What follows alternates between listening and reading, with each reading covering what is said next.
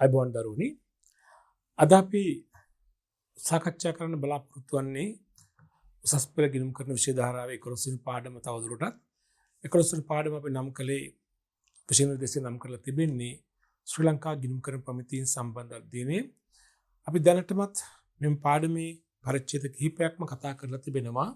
අද අපි 8 වෙනි පාඩම වශයෙන් සාකච්ඡා කරන්න බලාපොරොත්තු වෙන 11 වෙනි පාඩමේ ශ්‍රී ලංකා ගිණුම් කරන ප්‍රමිතාංක 8 LKS 10 මේ ප්‍රමිතිය හඳුන්වන්නේ වාර්තා කරන කාලච්ඡේදයට පසු සිදුවීම් සම්බන්ධ ප්‍රමිතිය කියලා. වාර්තා කරන කාලච්ඡේදයට පසු සිද්ධීන් සම්බන්ධ නිර්දේශ ඉදිරිපත් කරන ගිණුම් කරන ප්‍රමිතිය. මේක ඉතාමත් වැදගත් ප්‍රමිතියක්. අපි ඉස්සලා විෂයපතේ හඳුනා ගමු.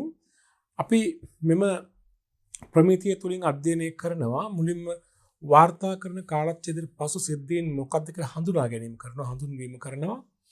ඊට පස්සේ වාර්තා කරන කාලච්ඡේදයට පසු සිද්ධීන් වර්ගීකරණය කරනවා කොටස් දෙකකට, ගලපන ලද සිද්ධීන්, නොගලපන සිද්ධීන් කියලා.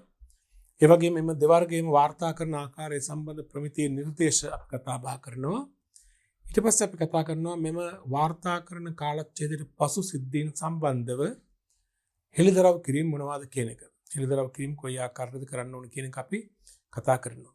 මේක තමයි මේ ප්‍රමිතිය තුලින් අපි කතා කරන්න අපේක්ෂා කරන ප්‍රධාන විශේෂ සීමාව. අපි ඉස්සලාම් බලමු මොකද්ද මේ වාර්තා කරන කාලච්ඡේදයට පසු සිද්ධීන් කියලා කියන්නේ. තමයි සෑම ව්‍යාපාරයක්ම තමන්ගේ මූල්‍ය ප්‍රකාශ පිළිල කරන්නට ඕනි කිසියම් ගිණුම් කාලච්ඡේදයකට අදාළව. අද බොහෝමයක් ව්‍යාපාරවල ගිණුම් කාලච්ඡේදය වශයෙන් සලකන්නේ අප්‍රේල් 1 වෙනිදායින් පටන් අරගෙන ඊළඟ වසරේ මාර්තු 31කින් අවසන් වන මාස 12. සාමාන්‍ය ව්‍යාපාරවල ගිණුම් කාලච්ඡේදය එසේ වුවත් ඊට වෙනස් ගිණුම් කාලච්ඡේදයක් තියෙන්න පුළුවන්. සමහරක් ව්‍යාපාර ආයතන විශේෂයෙන්ම රජයේ ආයතන බොහෝමයක් ගිණුම් කාලච්ඡේදයේ සලකන්නේ ලිත් වර්ෂය. ජනවාරි 1 වෙනිදායින් පටන් අරන් දෙසැම්බර් 31කින් අවසන් වන වසර. නමුත් බොහෝ පුද්ගලික සමාගම් ගිණුම් වර්ෂයේ අවසන් වන දිනය වශයෙන් සලකන්නේ මාර්තු 31. දැන් කිසියම් ගිණුම් කාලච්ඡේදයකට අදාළව පැන නැගුණු ගනුදෙනු හා සිද්ධීන් වලට අදාළ මූල්‍ය ප්‍රකාශන පිළිල කිරීම ගිණුම් කාලච්ඡේදයේ අවසන් වන දවසේම කරන්න පුළුවන් කමක් නැහැ. ඒ සඳහා යම්කිසි කාල සීමාවක් ගත වෙනවා. සමාගම් පනතෙනම් දක්වා දී තිබෙනවා සමාගමකට තමන්ගේ ගිණුම් කාලච්ඡේදය අවසන් වෙලා මාස 6ක කාලයක් තුල මූල්‍ය ප්‍රකාශ පිළිල කරලා අදාළ පාර්ශවයන් වෙත ඉදිරිපත් කිරීම කළ යුතුයි කියලා. අදාළ පාර්ශවයන් වෙත කිව්වහම මූල්‍ය ප්‍රකාශන ඉදිරිපත් කරන පාර්ශව තියෙනවා රජයේ ආයතන වශයෙන් ගත්තාම සමාගම් රෙජිස්ට්‍රාර්වරයා, ඒ වගේ තියෙන ප්‍රබල ආයතන දේශීය ආදායම් දෙපාර්තමේන්තුව වගේ ආයතන වල ඉදිරිපත් කිරීම කරන්න ඕනේ මාස 6ක් ඇතුළත. එහෙනම් අපිට දල වශයෙන් අපිට සීමාවක් නියම කරගන්න පුළුවන්. ගිණුම් කාලච්ඡේදයක් අවසන් වෙලා මාස 6ක් ගත වීමට පෙර මූල්‍ය ප්‍රකාශන පිළිල කර ඉදිරිපත් කිරීමේ අවශ්‍යතාවයක් තියෙනවාද? උතකර මෙතනදී ළමයි මේ වාර්තා කරන ලද කාලච්ඡේදයට පසු සිද්ධීන් කියලා කියන්නේ දැන් ගිණුම් කාලච්ඡේදය අවසන් වෙනවානේ. ඒ ගිණුම් කාලච්ඡේදය අවසන් වෙලා දාට ඒ ඉදායෙන් අවසන් වසර සඳහා ආයතනය තුළ පැන නැගුණු ගනුදෙනු හා සිද්ධීන්ගේ ප්‍රතිඵල තමයි අපි මූල්‍ය ප්‍රකාශන තුලින් ඉදිරිපත් කිරීම කරන්නේ. ඒක හරි. ඒ වගේම දැන් මේ මූල්‍ය ප්‍රකාශ පිළිල කිරීම කරලා ප්‍රසිද්ධ කරන්න පෙර ඒවා අදාළ පාර්ශවයන් වෙත ඉදිරිපත් කරන්න පෙර ඒවා ඊට කලින් විගණනය කරන්නට ඕනේ. විගණනය කරලා අවසානයේ අධ්‍යක්ෂක මණ්ඩලය ඒ සඳහා අනුමැතිය ලබා දෙන්නට ඕනේ. මූල්‍ය ප්‍රකාශන සම්බන්ධයෙන් අවසාන වගකීම දරන්නේ අධ්‍යක්ෂක මණ්ඩලය. සමාගමක් සම්බන්ධයෙන් කතා කළොත්. તો සමාගමේ අධ්‍යක්ෂක මණ්ඩලය මූල්‍ය ප්‍රකාශන අනුමත කරන්නට ඕනේ. උතර මෙතනදී ගිණුම් කාලච්ඡේදය අවසන් වන දිනයේ සිට අධ්‍යක්ෂක මණ්ඩලය මූල්‍ය ප්‍රකාශ සඳහා අධිකාරිය ලබා දුන් දිනය නැත්නම් අනුමත කළ දිනය අතර කාල පරාසයක් තිබෙනවා. සමහර මේ කාල පරාසය මාස 2-3ක් වෙන්න පුළුවන්, මාස 4ක් වෙන්න පුළුවන්, සාමාන්‍යයෙන් මාස 6ට අඩු කාල පරාසයක්. මෙන්න මේ කාල පරාසය තුල සිද්ධ වෙලා තිබෙන වාසිදායක හෝ අවාසිදායක සිද්ධීන් අපි කියනවා වාර්තා කරන කාලච්ඡේදයෙන් පසු සිද්ධීන් කියලා. පැහැදිලිද? ගිණුම් වර්ෂයේ අවසන් වන දිනයේ සිට මූල්‍ය ප්‍රකාශ සඳහා අධ්‍යක්ෂකවරුන් අනුමැතිය ලබා දුන් දිනය අතර කාල සීමාව තුළ සිදුවන වැදගත් සිද්ධීන් නැත්නම් වාසදායක සහ අවාසදායක සිද්ධීන් අපි කියනවා වාර්තා කරන කාලයෙන් පසු සිද්ධීන් කියලා. අපි කිව්වොත් තවදුරටත් මෙන්න මෙහෙම අපි රූප සටහනක් වගේ ඉදිරිපත් කරන්න පුළුවන්. මේ බලන්න මේ සටහන දිහා හොඳට බලන්න. දැන් මේ තියන්නේ වාර්තා කරන කාලය නැත්නම් ගිණුම් වර්ෂය. මේ ව්‍යාපාරය 2020 අප්‍රේල් එක පටන් අරගෙන 2021 මාර්තු 31 අවසන් වන වර්ෂය. මේ වාර්තා කරන කාල පරිච්ඡේදයෙන් හොත් ගිණුම් වර්ෂය. මේ තමයි ගිණුම් වර්ෂය අවසන් වන දිනය. වාර්තා කරන කාලච්ඡේදයේ අවසාන දිනය 2021 මාර්තු 31. එතකොට 2021 මාර්තු 31 අවසන් වන දිනේ මූල ප්‍රකාශන උපරිම වශයෙන් මාස 6ක් ඇතුළත ඉදිරිපත් කරන්න බෑ. ඒ කියන්නේ 9 සැප්තැම්බර් 30 දක්වා කල් තියෙනවා. අපිට මේ ආයතනයේ මූල ප්‍රකාශ අනුමැති අධ්‍යක්ෂකවරුන් ඉදිරිපත් කළ අනුමත කරන දවස තමයි 2021 8:10. එදාට තමයි මූල ප්‍රකාශ වලට අධ්‍යක්ෂකවරු අත්සන් කරන්නේ. ඊට කලින් මූල ප්‍රකාශ හදලා ඒ වගේම විගණනය කරලා සියල්ල තමයි මූල ප්‍රකාශන අත්සන් කරන දවසක් තියෙනවා. බලය ලබා දෙන දවස තියෙනවා. අධිකාර ලබා දෙන දිනේ තියෙනවා. අනුමත කරන දිනේ තියෙනවා. මෙන්න මේ අධ්‍යක්ෂක මණ්ඩලය විසින් මූල ප්‍රකාශ සඳහා අනුමත කරන දිනය 2010 8:10 නම් මේ ව්‍යාපාරයේ මේ 2021 මාර්තු 31 සිට 2021 8:10 දක්වා මෙන්න මේ කාල පරාසය තුළ සිදුවන වාසදායක හෝ අවාසදායක සිද්ධීන් අපි හඳුනා ගන්නවා වාර්තා කරන කාලච්ඡේදයට පසුව හටගන්නා සිද්ධීන් කියලා.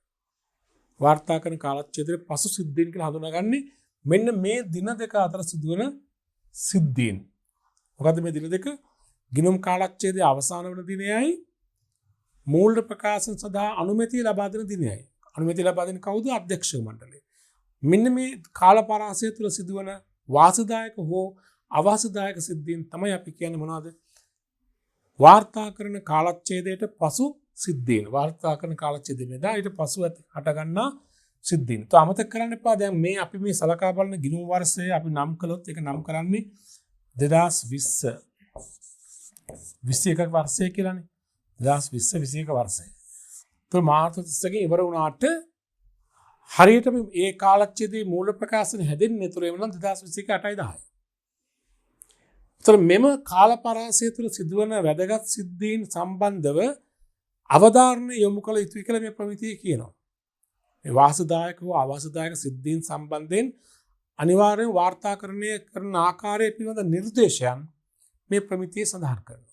උතර මේ ප්‍රමිතියේ අරමුණ තමයි ගිණුම් කරන ප්‍රමිතාංක 10 අරමුණ තමයි මේ වාර්තා කරන කාලච්ඡේදයෙන් පසුව හටගන්නා සිද්ධීන්. ඒතර තමන්ගේ මතකයේ මනසට එන්නට ඕනේ කාල පරාසය වෙන දිනේ. කාල පරාසය පටන් ගන්න ගිණුම් කාලච්ඡේදයේ අවසාන දිනේ. ඒ කාල පරාසය අවසාන වෙන්නේ මූල ප්‍රකාශන අනුමත කරන දිනේ. ඔන්න ඔය කාලය තුල සිදුවන වාසදායක සිද්ධීන් හා අවාසදායක සිද්ධීන් සම්බන්ධව මූල්‍ය වාර්තා කරන කටයුතු නැත්නම් ගිණුම් කරන කටයුතු සිදු කළ යුතු ආකාරය පිළිබඳව නිර්දේශයන් ඉදිරිපත් කිරීම තමයි මෙම ප්‍රමිතියේ අරමුණ. තේරෙනවනේ හැම ප්‍රමිතියකම අරමුණක් තියෙනවනේ. පරමාර්ථයක් තියෙනවනේ. ඒතර මෙම ප්‍රමිතියේ අරමුණ තමයි මේ වාර්තා කරන කාලච්ඡේදයට පසු ඇතිවන සිද්ධීන් පිළිබඳව ගිණුම් කරන කටයුතු සිදු කළ යුතු ආකාරය පිළිබඳ නැත්නම් මූල්‍ය වාර්තාකරණයේ කටයුතු සිදු කරන ආකාරය පිළිබඳ නිර්දේශ ඉදිරිපත් කිරීමයි. ඒතර මෙම ප්‍රමිතියට අනුව ව්‍යාපාරයක මේ වාර්තා කරන කාලයට පසු සිද්ධීන් අපි ප්‍රධාන වශයෙන්ම බෙදා ගන්නවා කොටස් දෙකකට. වර්ග දෙකකට හඳුනා ගන්නවා. එකක් අපි කියනවා ගලපන සිද්ධීන්, අනික නොගලපන සිද්ධීන් කියලා.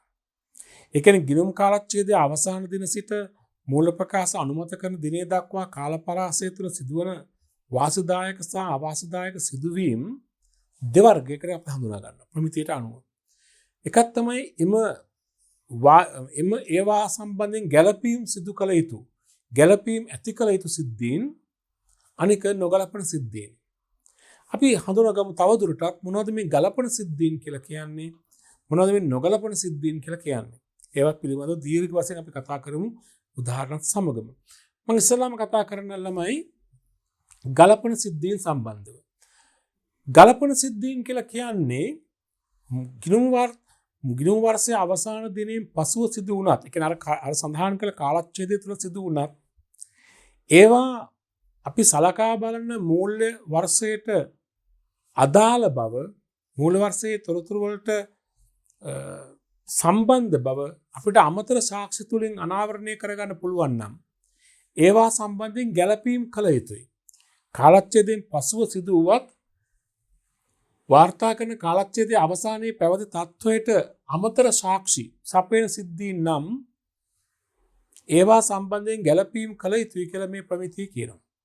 කාලච්ඡේදයෙන් පස්සේ තමයි සිදු වෙන්නේ. අපි සාමාන්‍යයෙන් පුරුදුලා තියෙන ගිණුම් කාලච්ඡේදයේ තුල වෙච්ච ගනුදෙනු සිද්ධීන් පොත්වල වාර්තා කරන්නේ.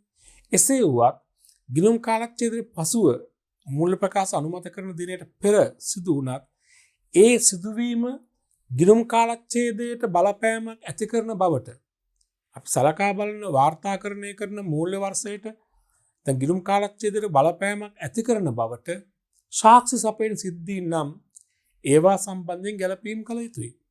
කොටිම කිව්වොත් තවදුරටත් අපි දැන් ඉස්සර උදාහරණයක් අනුව කතා කළොත් එහෙම අපි කිව්වා නේද දැන් 2020 වසර සඳහා මූල්‍ය ප්‍රකාශ හදන්නේ. ඒතර මූල්‍ය ප්‍රකාශ ඉදිරිපත් වෙන්න අනුමත වෙන්නේ 2021 8යි 10යි. දැන් මේ කාලය තුළ සිදු වුණා වුණත් මේව සලකා බලන ගිණුම් වර්ෂයේ 2021 වර්ෂයට එයින් බලපෑමක් ඇති කරන බවට එදා පවතින තත්ත්වයට බලපෑමක් ඇති කරන බවට සාක්ෂි තිබෙනවා නම් එම සිද්ධීන් මේ කාලච්ඡේදයෙන් පසුව සිදු වුණත් කමක් නැහැ. ඒවා සම්බන්ධයෙන් ගැළපීම් කළ යුතුයි කියලා මේ ප්‍රමිතිය කියනවා. උතර ඒ අනුව මේ පසු කාලය තුළ සිදුවන සිදුවීම් වලට ගැළපීම් කරන සිද්ධීන් තිබෙනවා, ගැළපීම් නොකරන සිද්ධීන් තිබෙනවා. මේ කාලය තුළ සිදුවන හැම සිද්ධියක්ම වාර්තාකරණය කරන්නේ නැහැ. හැම සිද්ධියකටම ගැළපීම් කරන්නේ නැහැ. ඒ පසුව සිදු වුණත් මේ කාලය තුළ සිදු වුණා වුණත් සමහරක් ඒවට ගැළපීම් කරනවා, සමහරක් ඒවට ගැළපීම් කරන්නේ නැහැ. ගැළපීම් කරන කල යුතු සිද්ධීන් අපි කියනවා ගලපන සිද්ධීන් කියලා. ගැළපීම් කිරීමක් අවශ්‍ය නොවන සිද්ධීන් අපි කියනවා නොගලපන සිද්ධීන් කියලා. නොගලපන සිද්ධීන් සම්බන්ධයෙන් අවශ්‍ය වන්නේ හෙළිදරව් කිරීමක් පමණයි, අනාවරණයක් පමණයි. ගැළපීම් සිදු කළ යුතු සිද්ධීන් සඳහා අනිවාර්යයෙන් ගැළපීම් කරන්න ඕනේ. කියන්නේ අදාළ ගිණුම් වල හරබර කිරීම කරන්න ඕනේ. පැහැදිලිද? මොනවද පැහැදිලි?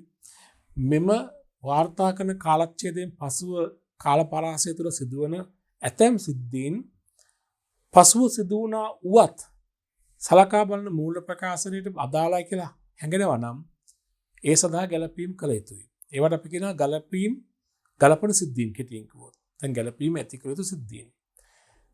තව වර්ගයක් තියෙනවා පසුව සිදු වෙනවා. ඒ වගේ මේවා මූල සලකා බලන ගිණුම් වර්ෂයට අදාළ බවක් හැඟෙන්නේ නැහැ. ඒවයි සලකා බලන ගිණුම් වර්ෂයේ මුල් තත්ත්වයට හෝ ආදායම් ප්‍රකාශනයේ බලපෑමක් ඇති කරනවා කියලා අපිට ඔප්පු කරන්න බෑ. ඒවා සම්බන්ධයෙන් අපි කරන්නේ අනාවරණයක් විතරයි. ඒවා මේ අවුරුද්දේ මේ ගිණුම් කාලච්ඡේදය ගැලපීම් කරන්නේ නැහැ. සමහර විට පසු කාලච්ඡේද වල ගැලපීම් සිදු වේවි. මොකද සලකා බලන ගිණුම් වර්ෂයට ඒන් ගැලපීමක් වෙන්නේ නැහැ. ඒක අපි කියන නොගලපන සිද්ධීන් නැත්නම් අනාවරණයේ පමණක් කළ යුතු සිද්ධීන් කියලා. පැහැදිලිද? හොඳයි. ඒතර මේ අනුව බලන්න වාර්තා කරන කාලයට පසු ඇති වන සිද්ධීන් වර්ග දෙක ගැලපීම් ගලපන සිද්ධීන්. ඒ කියන්නේ මෙතින් වාර්තා කරන කාලච්ඡේදයේ අවසානයේ පවතින තත්වයට පිළිබඳ සාක්ෂි සපයන සිද්ධීන්. මේවා මූල්‍ය ප්‍රකාශනවල ගැලපීම් කරයි. අපි සලකා බලන අපි පිළිල කරන මූල්‍ය වර්ෂයට ඒන් ගැලපීමක් කළ යුතුයි. දෙවැනි වර්ගය අපි පසු හඳුනගමු තවදුරටත් පස්සේ වාර්තා කරන කාලච්ඡේදයේ පසුව පැන නගුණු තත්වයක් නිරූපණය කරන සිද්ධීන්. ඒ කියන්නේ එම සිද්ධිය කොහෙත්ම අපේ ගිණුම් වර්ෂයට අදාළ නැහැ. ගිණුම් වර්ෂයට පසුව පැන නගුණු තත්වයක් නිරූපණය වන සිද්ධීන්. ඒවා සම්බන්ධයෙන් මේවා මූල්‍ය ප්‍රකාශනවල ගැලපීම් නොකළ යුතු අතර නොගලපන අතර ප්‍රමාණාත්මක නම් පමණක් අනාවරණය කිරීමක් කරනු ලබයි. ඒකත් ප්‍රමාණාත්මක නම් විතරයි සටහනක් මගින් දක්වන්නේ, නැත්නම් ඒත් අවශ්‍ය නැහැ. හරි. එහෙනම් මුලින්ම තේරුම් ගන්න ඕනේ වාර්තා කරන කාලයට පසුව ඇතිවන සිද්ධීන් දෙවර්ගය. ගැලපීම් ඇති කළ යුතු සිද්ධීන්, ගැලපීම් ඇති කළ යුතු නැති සිද්ධීන්. ගැලපීම් නොකළ යුතු සිද්ධීන්, ගැලපීම් කළ යුතු සිද්ධීන්. හරි. අපි බලමු තවදුරටත් ගැලපීම් ඇති කළ යුතු සිද්ධීන් කියන්නේ මොනවාද? ඉතින් වාර්තා කරන කාලච්ඡේදයෙන් පසුව සිදුවන සිද්ධීන් ගැලපීම් කරනවාද නැද්ද කියලා තීරණය කරන ආකාරය පිළිබඳ මේ සටහනක් මේ තියෙන්නේ. කියන සිද්ධිය හඳුනාගෙන ඒකට ගැළපීමක් අවශ්‍යද නැද්ද කියලා නිගමනය කිරීමට තවදුරටත් තීරණය කිරීමට මඟ පෙන්වීමක් මෙන්න මේ සටහනේ තියෙන බලන්න. අදාළ සිදුවීම වාර්තා කරන කාලච්ඡේදයෙන් පසු එහෙත් මූල ප්‍රකාශන නිකුත් කිරීම සඳහා අනුමත කිරීමට පෙර කාලය තුල සිදු වූවක්ද හටගත්තක්ද. ඉස්සලම් බලන්න මේ සිද්ධිය අපි අර වාර්තා කරන කාලයට පසු සිද්ධිය කියන කාල පරාසයක් තියෙන. ඒ කියන්නේ ගිණුම් කාලච්ඡේදය අවසන් වන දිනයයි මූල ප්‍රකාශ අනුමත කරන දිනයයි අතර කාලය තුල සිදු වූවක්ද. බැරි වෙලාවක්වත් නැත කියලා ආවනම් හිතන්න උත්තරය ආවේ නැහැ. එම කාලය තුල අදාළ වෙච්ච එකක් නෙමෙයි. එහෙමනම් කිසිම ප්‍රශ්නයක් නැහැ. LKS 10 27 බැහැරුවා. ඒ කාලෙන් පස්සේ වෙලා නම් ඒ කාලේ තුල නොවේ නම් ওই සිද්ධිය වෙලා තියෙන්නේ. අපිට කොහෙත්ම මේ ප්‍රමිතියට අදාළ වෙන්නේ නැහැ. මේ ප්‍රමිතියේ වළංගුතාවයේ තිබෙන්නේ මේ ප්‍රමිතියේ නිර්දේශ බලාත්මක වන්නේ අර කාල පරාසය තුල වෙච්ච සිද්ධීන් සම්බන්ධයෙන් පමණයි. මොන කාල පරාසයද? ගිණුම් කාලච්ඡේදයේ අවසාන දිනයයි මූල ප්‍රකාශන අනුමත කරන දිනය. මම මේක වරින් වර කියන්නේ ඔය දින දෙක ඉතාමත් වැදගත්. ඔය දින දෙක තමයි මේ ප්‍රමිතියේ නිර්ණායකයන් දෙක, සීමාවන් දෙක. මේ කාලච්ඡේදය තුල වෙච්ච සිදුවීම් වලට පමණයි මේ ප්‍රමිතියේ නිර්දේශ බලාත්මක වෙන්නේ. ඒකයි මේ පළවෙනි මුලින්ම කියන්නේ මේ කාලච්ඡේදය තුල සිදුවීමක් නොවේ නම් බැහැර කරන්න. ඒක අපිට අදාළ මේ ප්‍රමිතිය අදාළ වෙන්නේ නැහැ. හරිද? අපි તો මේ සිද්ධිය කාලච්ඡේදය තුල සිද්ධියක්. මේ කාලච්ඡේදය තුල ඇති වූ සිද්ධියක්. උත්තරේ ඔව් නම් ඊළඟට කියන අදාළ සිදුවීම් වාර්තා කරන කාලච්ඡේදයේ අවසාන දින වන විට පැවති තත්වයන් පිළිබඳ සාක්ෂි සපයන්නේ. ඒ කියන්නේ මේ තවදී මේ අදහස් වෙනත් විදිහකින් කිව්වොත් ඒ සිදුවීම නිසා ගිණුම් කාලච්ඡේදයේ ආදායම් ප්‍රකාශනයේට ලාභයට මෙහෙයුම් ප්‍රතිඵලයට මූල තත්ත්වයට බලපෑමක් ඇති කරන බවට සාක්ෂි තිබෙනවාද? ඒ පසු ඇති වූ සිද්ධිය තුළින් අපේ සලකා බලන ගිණුම් කාලච්ඡේදයේ මෙහෙයුම් ප්‍රතිඵලයට ඒ වගේ මූල තත්ත්ව ප්‍රතිඵලයට බලපෑමක් ඇති කරන බවට සාක්ෂි තිබෙනවාද? සාක්ෂි තිබෙනවා නම් ඔව් කියලා આવොත් අනිවාර්යයෙන් මේකට ගැළපීමක් කළ යුතුයි. ඉතින් උත්තරේ ඔව් නම් ගලපනු ලබන සිදුවීමකී මූල ප්‍රකාශන සඳහා ගැළපීම් කළ යුතුයි. මෙතන උත්තරේ නැත කියලා ආවනම් ඒ කියන්නේ ඒ ඇති වෙලා තියෙන සිද්ධියෙන් සලකා බලන ගිණුම් කාලච්ඡේදයේ මෙහෙයුම් ප්‍රතිඵලයටවත් එහෙම නැත්නම් මූල තත්ත්වවල බලපෑමක් නැහැ. එකටම කිව්වොත් ඒ සිද්ධිය මූල වාර්තා කරන කාලයෙන් පසු තත්ත්වයක් නිරූපණය කරන සිද්ධියක් නම් ඒක සම්බන්ධයෙන් අපේ අනාවරණය අපි කළ යුතු දේ තමයි ගැළපීම අවශ්‍ය නැහැ. ඒ පිළිබඳව හුදෙක්ම අනාවරණයක් පමණක් කළාම ඇති. හැබැයි එතින්දී ඒ අදාළ සිදුවීම් ව්‍යාපාරයේ අඛණ්ඩ පැවැත්ම කෙරෙහි අහිතකර බලපෑමක් ඇති කරනයිද? උත්තරේ නැත. ඒ කියන්නේ මේ පසු ඇතුළත තියෙන සිද්ධියෙන් ව්‍යාපාරයේ අඛණ්ඩ පැවැත්ම සම්බන්ධයෙන් අභියෝගයක් එල්ල කරනවද? අහිතකර බලපෑමක් ඇති කරනවද? අඛණ්ඩ පැවැත්මට ඒක බාධාවක් වෙලා තිබෙනවා නම් තත්ත්ව වෙනස් වෙනවා. බාධාවක් වෙලා නැත්නම් එහෙමනම් අපි කරන්නට ඕනි කාලච්ඡේදයෙන් පසුවත් තමයි ඇති වෙලා තියෙන්නේ. අපේ ගිණුම් කාලච්ඡේදයේ මෙහෙයුම් ප්‍රතිඵලයට හෝ ලාභ මේ මූල තත්ත්වයෙන් බලපෑමකුත් නැහැ. අඛණ්ඩ පැවැත්මට බලපෑමකුත් නැහැ. එහෙමනම් කරන්න ඕනේ එය නොගලපන සිදුවීමකි. ගැළපීම් කළ කිරීම අවශ්‍ය නැති සිද්ධියක්සේ සලකා මූල ප්‍රකාශ වලින් අනාවරණයක් පමණක් කරනවා. ඒකත් ප්‍රමාණාත්මක නම් විතරක්. මේ කුඩා වටිනාකමක් සහිත එකක් නෙවෙයි ඒත් ඕනේ නැහැ.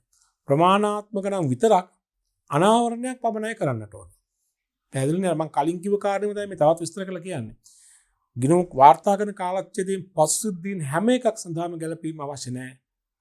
කොටසකට ගැළපීම අවශ්‍ය වෙනවා. සමහර සිද්ධීන්ට ගැළපීම අවශ්‍ය වෙන්නේ නැහැ. හැබැයි ගැළපීම අවශ්‍ය වෙන්නේ නැති ඒවට අඛණ්ඩ පැවැත්මට බාධාවකුත් එන්නේ නැත්නම් ප්‍රමාණාත්මක නම් අනාවරණයක් කළ යුතුයි.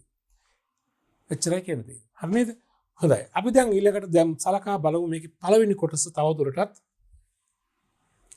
ඒ වගේම අපි මේ දෙවර්ගයේ සිද්ධීන් සංසන්දනය කරලා බලමු. ඊට පස්සේ අපි පළවෙනි කොටස සම්බන්ධ සිද්ධීන් උදාහරණ වගේ සාකච්ඡා කරමු. මෙතන ගලපන සිද්ධීන් නොගලපන සිද්ධීන් පොඩි සංසන්දනයක් කරලා තියෙනවා බලන්න. තවදුරටත් තේරුම් ගන්න. ගලපන සිද්ධීන් 1. මෙම සිද්ධීන් වාර්තා කරන කාලච්ඡේදයේ අවසානයේ පැවති තත්ත්වයන් පිළිබඳව සාක්ෂි සපයයි. ඒකේ තේරුම මේ සිද්ධීන් කාලච්ඡේදයේ මෙහෙයුම් ප්‍රතිඵලයට ඒ වගේ මූල තත්ත්වයට බලපෑම් ඇති කරන බවට සාක්ෂි සපයනවා. ඒකයි මේ පැවති තත්ත්වයට සාක්ෂි සපයනවා කියන්නේ. නොගලපන සිද්ධීන් මෙම සිද්ධීන් වාර්තා කරන කාලච්ඡේදයෙන් පසු පැන නැගුණු තත්ත්වයක් නිරූපණය කරයි. කියන්නේ කොහෙත්ම ගිණුම් කාලච්ඡේදයේ ප්‍රතිඵල වලට ඒකින් බලපෑමක් නැහැ කියන එකයි කියන්නේ. අපි මූල ප්‍රකාශන පිළිල කරන ගිණුම් කාලච්ඡේදයේ මෙහෙයුම් ප්‍රතිඵලයට ඒ වගේ මූල තත්ත්වයට බලපෑමක් ඇති නොකරන ඇති නොවන බවත් ගිණුම් කාලච්ඡේදයෙන් පසු තත්ත්වයන් නිරූපණය කරන සිද්ධි බව තමයි මේක කියන්නේ. හරිද? හරි. ඒ පළවෙනි වෙනස්කම සංසන්දනය. දෙක ගලපන සිද්ධි පැත්ත බලන්න. මෙම සිදුවීම් මූල තත්ත්ව ප්‍රකාශනය හා විස්තීර්ණ ආදායම් ප්‍රකාශනයේ කෙරෙහි බලපෑමක් ඇති කරයි. අර කලින් කිව්ව කාරණේම තමයි. මේවා ගලපන සිද්ධීන් මූල තත්ත්ව ප්‍රකාශනයට ඒ වගේම විස්තීර්ණ ආදායම් ප්‍රකාශනයට බලපෑම් ඇති කරනවා. ඒකනේ ගලපන්නේ නේද? එහා පැත්ත බලන්න ගලපන සිද්ධීන් මෙම සිදුවීම් මූල තත්ත්ව ප්‍රකාශනයට හා විස්තීර්ණ ආදායම් ප්‍රකාශනයේ කෙරෙහි බලපෑමක් ඇති නොකරයි. ඒකනේ ගලපන්නේ නැත්තේ. ගැළපීම ඇති අවශ්‍ය නැත්තේ නේද? හරි. තුන්වෙනි එක මූල ප්‍රකාශන තුල ගැළපීම් සිදු කිරීම අවශ්‍ය කෙරේ. ගලපන ලද සිද්ධීන් වලට අනිවාර්යයෙන් මූල ප්‍රකාශන පිළිවෙල කිරීමේදී ගැළපීම් අත්‍යවශ්‍යයි. එහා පැත්තේ නොගලපන සිද්ධීන් දිහා බලන්න මූල ප්‍රකාශන ගැළපුම් නොකරන අතර සටහනක් මගින් පමණක් හෙළිදරව් කිරීමක් කරයි. මේ නොගලපන සිද්ධීන් වලට ගැළපීම අවශ්‍ය නැහැ. කොටිමුත් හරබර කිරීම අවශ්‍ය නැහැ. මූල ප්‍රකාශනයක සටහනක් මගින් හෙළිදරව් කිරීමක් පමණක් අවශ්‍යයි. 4 ගලපන සිද්ධි පැත්තේ බලන්න අදාළ ගැලපුම් සිදු කිරීම මෙන්ම ඇතැම් විට ගලපන සිදුවීම් පිළිබඳව හෙළිදරව් කිරීමද අවශ්‍ය විය හැක. මේ ගලපන ලද සිද්ධීන් සම්බන්ධව ගැලපීම අත්‍යවශ්‍යයි. සමහරක් විට ඒවා සම්බන්ධයෙන් තවදුරටත් අනාවරණය කිරීමත් අවශ්‍ය වෙන්න පුළුවන්. ඇතැම් සිද්ධීන් සම්බන්ධයෙන් අනාවරණයද අවශ්‍ය වෙන්න පුළුවන්. ගැලපීමුත් වෙනවා අනාවරණයත් වෙන්න පුළුවන්. නොගලපන සිද්ධීන් සම්බන්ධයෙන් ඔබ දැනටමත් දන්න මොකද්ද? ගැලපීම් කොහෙත්ම වෙන්නේ ප්‍රමාණාත්මක නම් පමණක් අනාවරණයක් සිදු වෙනවා. ඉතින් අදාළ සිදුවීම් බලපෑම පිළිබඳව ඇස්තමේන්තුවක් හෝ එසේ ඇස්තමේන්තුවක් කළ නොහැකි නම් ඒ පිළිබඳව අනාවරණයක් කළ යුතුය. පැහැදිලි නේද? ඇස්තමේන්තුවක් තියෙනවා නම් ඇස්තමේන්තුව අනාවරණය කරන්න ඕනේ. ඇස්තමේන්තුවක් කරන්න බැරි නම් ඒ ඇස්තමේන්තුව කරන්න බැරි ඇයි කියලා අනාවරණය කිරීමක් කරන්න ඕනේ. මේ මම කිව්වේ නොගලපන සිද්ධියෙන් සම්බන්ධව. නොගලපන සිද්ධියකදී ඒකේ ප්‍රමාණය වටිනාකම ඇස්තමේන්තුව කර ඉදිරිපත් කරන්නට ඕනේ. ඇස්තමේන්තුවක් කිරීමට හැකියාවක් නොමැති නම් එසේ කිරීමට නොහැකියාව පිළිබඳ අනාවරණයක් කරන්න ඕනේ. හරි නේද? හොඳයි. දැන් අපිට සෑහෙන අවබෝධයක් තියෙනවා නේද? දැනටමත් ගලපන ලද සිද්ධීන් හා නොගලපන ලද සිද්ධීන් සම්බන්ධව. දැන් අපි මේකේ පළවෙනි කොටසට අදාළ උදාහරණ සහිතව තවදුරටත් විස්තර කරමු. මෙතන වාර්තා කරන කාලච්ඡේදයේ අවසානයේ පැවති තත්ත්වයේ පිළිබඳ සාක්ෂි සපයන සිදුවීම් හෙවත් ගලපන සිද්ධීන්. අර පළවෙනි වර්ගය. වාර්තා කරන කාලච්ඡේදයෙන් පසු පැන නගුණ ඒ වගේම ගැළපීම් කළ යුතු සිද්ධීන්. මෙම සිදුවීම් සම්බන්ධයෙන් මූල්‍ය ප්‍රකාශනවල අනාවරණය කිරීම පමණක් ප්‍රමාණවත් නොවන අතර මූල්‍ය ප්‍රකාශනවල අදාළ ශ්‍රේෂ්ඨයන් සඳහා ගැළපීම් සිදු කිරීමත් අවශ්‍ය වේ. ගලපන ලද සිද්ධීන් අනාවරණය පමණක් අවශ්‍ය නැහැ. අනාවරණය පමණක් නෙමෙයි වෙන්න ඕන ගැළපීම අවශ්‍යමයි. ඇතැම් මේවට අනාවරණයත් අවශ්‍යයි. සමහරක් ඒවාට අනාවරණය අවශ්‍ය වෙන්නේ නැහැ. ඇතැම් ගලපන ලද සිද්ධීන් සම්බන්ධයෙන් ගැලපුම් සටහනක් ඕනි අනාවරණයක් ඕනි. ඇතැම් මේවට ගැලපුම් සටහන පමණක් ප්‍රමාණවත්. අනාවරණය හැම එකටම අවශ්‍ය වෙන්නේ නැහැ. ගැලපීම අත්‍යවශ්‍යමයි. වාර්තා කරන කාලච්ඡේදයෙන් පසු සිදු වුණත් ගලපන ලද සිද්ධීන් සඳහා ගැලපුම් සටහන් ගැලපුම් ඇති කිරීම හරබැර කිරීම අත්‍යවශ්‍යමයි. ඒවයින් සමහරක් ඒවට අනාවරණයක් අවශ්‍යමයි. හොඳ අපි දැන් එකින් එක බලමු මේ ගලපන ලද සිද්ධීන් සම්බන්ධ උදාහරණ කිහිපයක්. තවත් මේ පාඩම තේරුම් ගැනීමට පහසු වීම සඳහා. ටිකක් දීර්ඝ උදාහරණයක් බලන්න. වාර්තා කරන කාලච්ඡේදයෙන් පසුව දෙන ලද අධිකරණ තීන්දුවක් මත ගෙවීමට සිදුවන වන්දි මුදලක්. දැන් අපි දන්නවනේ ගිණුම් කාලච්ඡේදයේ අවසන් වන දිනය. ඒ වගේ මූල්‍ය ප්‍රකාශ අනුමත කරන දිනය. ඔය කාලය තුල සිදු වෙලා තිබෙන.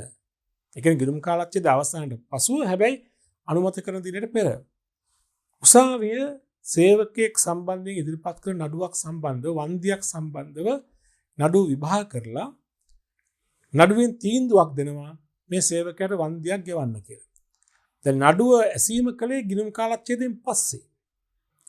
නමුත් මේ ප්‍රමිතිය කියනවා පසුව ඇති වුණත් ඒ සේවකයා එම නඩුව ගොනු කරලා තිබෙන්නේ අපේ ගිණුම් කාලච්ඡේදය තුලදී. ඒ වගේම ඒ නඩුවේ තීන්දුව අනුව අපිට අලාභයක් දැන් ඇති වෙලා තියෙනවා. වන්දිය ගෙවන්න එපා. ඒතර අපි මූල්‍ය ප්‍රකාශන පිළිල කරලා ඉදිරිපත් කරන අවස්ථාව වන විට අපි හොඳ ආකාරවම දන්නවා මෙවැනි අලාභයක් අපිට වන්දියක් අපිට ගෙවන්න සිද්ධ වෙනවා කියලා. ඔබ දන්නවා විචක්ෂණ සංකල්පෙත් එහෙම කියනවනේ. වියදම් සහ වත්කම් අධිතක්සේරුවක් කරන්න එපා. ආදායම් හා වගකීම් අවතක්සේරුවක් කරන්න එපා කියලා නේද? කියන්නේ වියදමක් ගිණුම් කාලච්ඡේදයට අදාළ වියදමක් වගේම අනාගතයේදී අලාභයක් ඇතිවියක සිදුවීම් තිබෙනවා නම් විචක්ෂණ සංකල්පයේ අනුවත් ඒ සඳහා ප්‍රමාණවත් වෙන් කිරීම කරන්නට ඕනේ. උතරදී අපි හොඳ ආකාරව දන්නවා අපේ ගිණුම් කාලච්ඡේදයේ විසින් සේවකයෙක් විසින් පැවරු නඩුවක් සම්බන්ධයෙන් වන්දිය ගෙවන තීන්දුව වෙලා ඉවරයි. ඊළඟ ගිණුම් වර්ෂයේදී අපි අනිවාර්යයෙන්ම ගෙවන්න ඕනේ ඒක. එහෙනම් ප්‍රවර්තන වර්ෂයේදී ඒ සඳහා වෙන් කිරීමක් කරන්න කියලා තමයි මේ සංකල්පයෙන් මෙම ප්‍රමිතියෙන් කියන්නේ. විචක්ෂණ සංකල්පෙත් එහෙම කියනවා. මේ ප්‍රමිතියනොත් කියනවා. ඒක ගැළපීම් කළ යුතු සිද්ධියක් වශයෙන් තමයි සැලකන්නේ. වාර්තා කරන දිනට පසුව සිදු වුණත් ඒ සඳහා ගැළපීමක් අවශ්‍ය සිදුවීමක් ඒක. ඒ අනුව ඒ වන්දි මුදල සඳහා වෙන් කිරීමක් ප්‍රවර්තන වසරේ මූල්‍ය ප්‍රකාශන මගින් කරන්නට ඕනේ. ඒතර ලාභාලාභ ගිණුම හර ආදායම් ප්‍රකාශනයේ හර වන්දි වෙන් කිරීම ගිණුම බැර. ඒතර ලාභාලාභ හර වීම තුළ ලාභයෙන් අඩු වෙනවා. වන්දි වෙන් කිරීම ගිණුම බැර කිරීම තුළ ඒක දැනට ජංගම බැරකමක් වශයෙන් අපි වෙන් කළා තියාගන්න. පසු කලකේ මුදල ගෙවුවාම මුදල් ගිණුම බැර කරලා වන්දි වෙන් කිරීම ගිණුම හර කරන්න පුළුවන්. මේ බලන්න. උදාහරණ වශයෙන් සමාගමක සේවකයෙකු විසින් එම සමාගමට එරෙහිව පවරන ලද නඩුවක් වෙනුවෙන් 2019 7/15 දින අපේ ගිණුම් වර්ෂ 2019 3:31 ඉවරයි. සලකන්න 7/15 දින දෙන ලද නඩුවකට තීන්දුව රණු රුපියල් ලක්ෂයක වන්දි මුදලක් ගෙවීමට නියම කර ඇත. මේ සම්බන්ධයෙන් 2019 3:31 දායින් අවසන් වර්ෂයට මූල්‍ය ප්‍රකාශනවල අනාවරණය කිරීම පමණක් ප්‍රමාණවත් නොවේ. ඒ ගිණුම් කාලච්ඡේදයේ අවසන් වන 2019 3:31. නඩුවේ තීන්දුව ලැබෙන අපට 2019 7/15. හැබැයි මේ සේවකයෙක් ඉදිරිපත් කරන නඩුව සම්බන්ධයෙන් අදාළ නඩු වන්දිය වෙනුවෙන් වෙන් කිරීමක් සිදු කරමින් එදාට එනම් 2019 3:31 දිනට මූල්‍ය ප්‍රකාශන වල ගැළපීමක් කළ යුතුයි. අන්න දෙකද වාර්තා කරන දිනට කාලච්ඡේදයේ අවසන් දිනට පසුව තමයි සිදු වෙලා තියෙන්නේ. හැබැයි ගැළපීමක් කරන්න ඕනේ. ඒ අනුව මෙහෙම ආදායම් ප්‍රකාශනය ලාභාලාභ කොටස හර කරනවා ලක්ෂයක්. නඩු වන්දි වෙන් කිරීමේ ගිණුම ලක්ෂයක් බැර කරනවා. තේරෙනවනේ? නඩු වන්දි වෙන් කිරීමේ ගිණුමේ ශේෂයේ මූල තත්ත්ව ප්‍රකාශනයේ ජංගම වගකීමක් වශයෙන් පෙන්වුම් කළ යුතුයි. මේ උදාහරණයේදී ආයතන අසම්භාව්‍ය බැරකමක් වාර්තා කරන කාල පරිච්ඡේද සත්‍ය බැරකමක් බවට පත් වූ හේතු ආකාරය අවබෝධ කරගත යුතුයි. ඒ කියන්නේ මේ සිදුවීම අපි ගිය අවුරුද්ද වාර්තා කිරීම කරන්නේ අසම්භාව්‍ය වගකීමක් වශයෙන්. අපි ඉදිරියට අසම්භාව්‍ය වගකීම් කතා කරමු. මේ ගිය අවුරුද්ද මූල්‍ය ප්‍රකාශනයේ නඩුවේ තීන්දුව ලැබිලා තිබුණ නැහැනේ. ඒතර සමහරට ඒකෙත් නඩුව තියෙන්නේ නැති. ඒ වුණත් ඒක අසම්භාව්‍ය වගකීමක් වශයෙන් අපි අනාවරණයක් පමණයි කරලා තියෙන්නේ. මේ අවුරුද්ද ඒක සත්‍ය බැරකමක් බවට පත් වෙලා තියෙනවා. ඒ නිසා ඒක සදා ඒක වෙන් කිරීමක් අනිවාර්යයෙන්ම කරන්න ඕනේ. ගැළපීමක් අනිවාර්යයෙන්ම කර යුතුයි. මෙන්න අපි එක උදාහරණයක් වාර්තා කරන දිනට කාලච්ඡේදයේ පසු ගිණුම් කාලච්ඡේදයෙන් පසු දිනක ඇති වූ සිද්ධියක්, ඒ වගේම ගැළපීම් කළ යුතු සිද්ධියක්. හරි නේද? හොඳයි. ඒක උදාහරණයක්. බලන්න තව උදාහරණයක්. වාර්තා කරන කාලච්ඡේදයෙන් පසුව ලැබෙන තොරතුරක් අනුව වාර්තා කරන කාලච්ඡේදයේ අවසාන දින සිට නායකයන්ගේ වටිනාකම අඩු වී ඇති බව පෙනෙන විට එමාගේ හීන වී යාම සඳහා ගැළපීම අවශ්‍ය වේ. ඒ කියන්නේ ගිණුම් කාලච්ඡේදයේ අවසානයේ සිටි ණයගැතියෙක් ඊට පසු දිනකදී ඒ කියන්නේ මූල ප්‍රකාශ අනුමත කරන දිනට කලින් දිනයකදී අපි තුමු බුන්නත් වෙලා එමෙතන මිය ගිහිල්ලා එමෙතන අතුරුදහන් වෙලා ඒ කියන්නේ ණය මුදල නොලැබී යාමේ තත්වයක් තියෙනවා. හැබැයි ගිණුම් කාලච්ඡේදයේ අවසන් වන දිනට පස්සේ අපි තුමු ගිණුම් කාලච්ඡේදයේ මාර්තු 31 ඉවරයි. අප්‍රේල් මාස 10 වෙනිදා අපිට දැනගන්න ලැබෙනවා මේ ණයගැතියා බුන්නත්. එතන මේ ණයගැතියා අතුරුදහන් වෙලා. එතන මේ ණයගැතියා මිය ගිහිල්ලා. අපිට දැන් එයාගේ රුපියල් 20000ක් එන්න තිබුණේ මුදල ලැබෙන්නේ නැහැ දැන්. හැබැයි ඉතින් බොල් නැවීම සත්‍ය වශයෙන්ම වෙන්නේ ඊළඟ ගිණුම් කාලච්ඡේදයේදී. නමුත් විචක්ෂණ සංකල්පයට අනුවත් මේ ප්‍රමිතියට අනුවත් එය අපේ ප්‍රවර්තන වර්ෂයේ ලාභයට ගැලපීම වඩාත්ම සාධාරණයි. හේතුව මේ ණයගැතියට බහන්න විකිණීම කළේ මේ අවුරුද්දේ. ඒ නිසා මේ ණයගැතිය නිර්මාණය වුණේ අපේ ගිණුම් වර්ෂයේ විකුණුම් වලින්. ඒ නිසා ඒ සම්බන්ධ ඇතිව තියෙන අලාභ වෙනම් එය මේ වසරේ ලාභයෙන් ගලප ගන්න එක පැත්තකින් විචක්ෂණ සංකල්පයට ගැලපුම් සංකල්පයට අනුකූල වගේම ප්‍රමිතාංක 10ත් කියනවා. මේක අපි සලකන්නේ වාර්තා කරන කාලච්ඡේදයේ පසුව ඇතිවන සිද්ධියක් වගේම ගැළපීම් කළ යුතු සිද්ධියක්. ඒතර මේ ණයගැතිය මාර්තු 31 හිටියා. අප්‍රේල් 10 බොල් ණයගැතිය බොල් ණය වුණා. දැන් බුන්නත් වුණා. අපි මූල්‍ය ප්‍රකාශ අනුමත කරන්නේ ජූලි මාස 30 වෙනිදා. දැන් ජූලි 30 වෙනකොට අපි හොඳ ආකාරවම දන්නවා මේ මාර්තු 31 කරපු ණයගැතියෙන් දැන් මේ මුදල අය කරගන්න බෑ කියලා. දැන් තවදුරටත් මේ ණයගැතියක් වශයෙන් පෙන්වන එක තේරුමක් නෑ. ඒ නිසා අපි ණයගැතියගේ ආය යුතු මුදල බොල් ණයගැතියම හර කරන ණයගැතිය බැර කරනවා. ඒතර ගිණුම් කාලච්ඡේදයේ පස්සේ බෑති උනේ. නමුත් ගිණුම් කාලච්ඡේදයේ පැවති තත්වයට සාක්ෂි බලපෑමක් ඇති කරන බවට සාක්ෂි තියෙනවා. මේ ණයගැතියාගෙන් පසුව බොල් ණය වුණත් මේ ණයගැතියාගෙන් මේ අපි සලකා බලන ගිණුම් කාලච්ඡේදයට ඒකින් බලපෑමක් ඇති කරන බවට සාක්ෂි තියෙනවානේ මේ ණයගැතියට බහන්න වික්ක මේ අවුරුද්දේ. තාම මූල්‍ය ප්‍රකාශය අපි හදලා ඉවර නැහැ. ඒ නිසා අපිට ඕනම වෙනස්කමක් කරන්න පුළුවන් කමක් තිබෙනවා.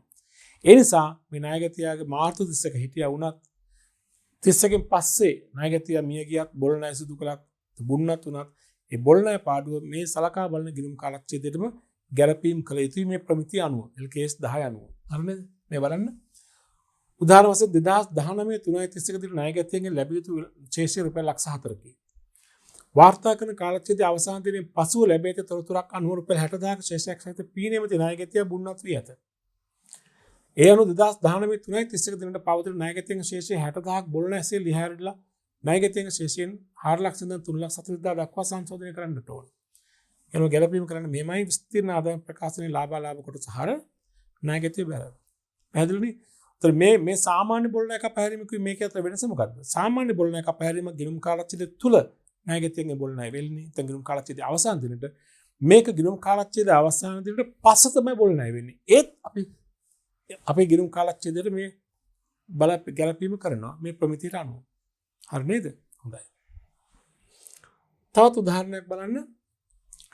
වාර්තා කරන කාලච්ඡේදයෙන් පසුව තොග ඒවායේ පිරිවැයට වඩා අඩු වගයකට අලෙවි කරන ලද්දේ නම් වාර්තා කරන කාලච්ඡේදයේ අවසාන දින පැවති තොග සුද්ධ උපලබ්ධ අගයට දැක්විය යුතුය.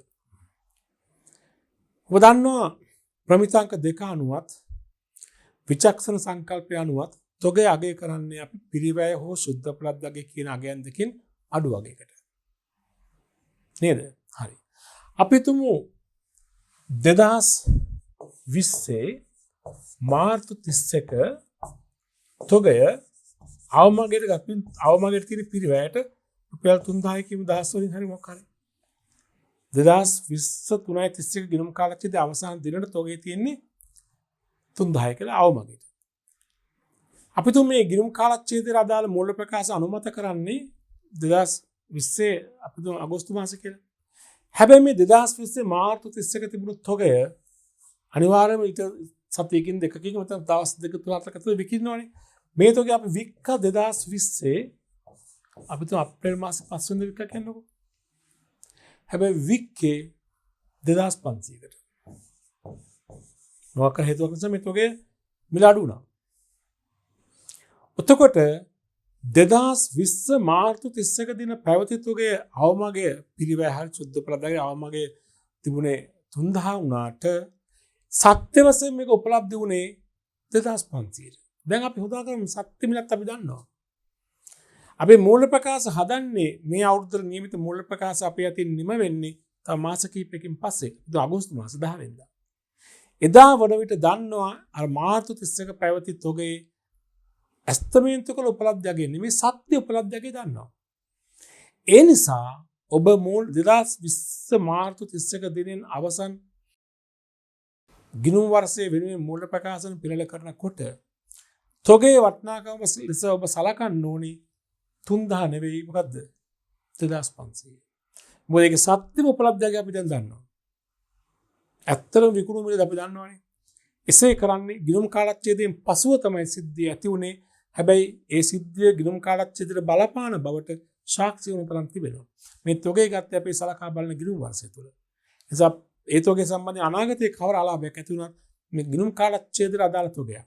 ඒ නිසා පසුව ඇති වුණත් මූල ප්‍රකාශයන්ට බලපෑමක් ඇති කරන බවට සාක්ෂි තියෙනවා.